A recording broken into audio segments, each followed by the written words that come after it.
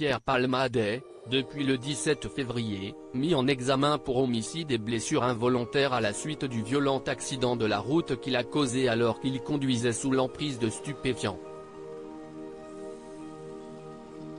Accro à la cocaïne depuis plusieurs décennies, l'humoriste s'était notamment confié sur ses addictions dans son autobiographie, « Dites à mon père que je suis célèbre », parue en 2019 aux éditions HarperCollins.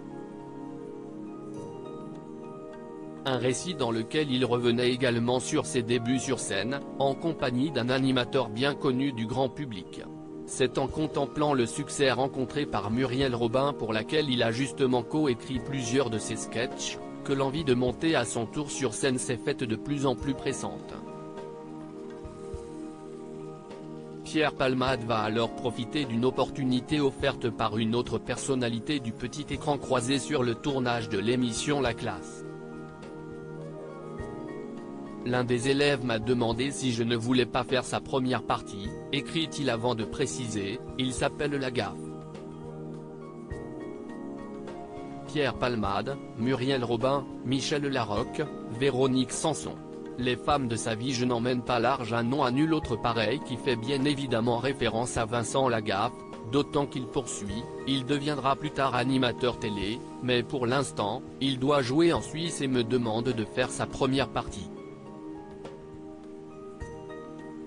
Acceptant la proposition de celui qui deviendra l'animateur du Bidil et du Juste Prix, Pierre Palmade se souvient avoir été impressionné par la salle de cette petite ville suisse d'une capacité de 1000 places et qui était pleine à craquer.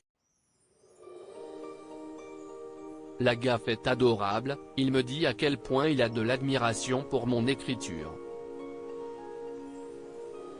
C'est déjà un ancien de la classe, il va me parrainer ce soir-là.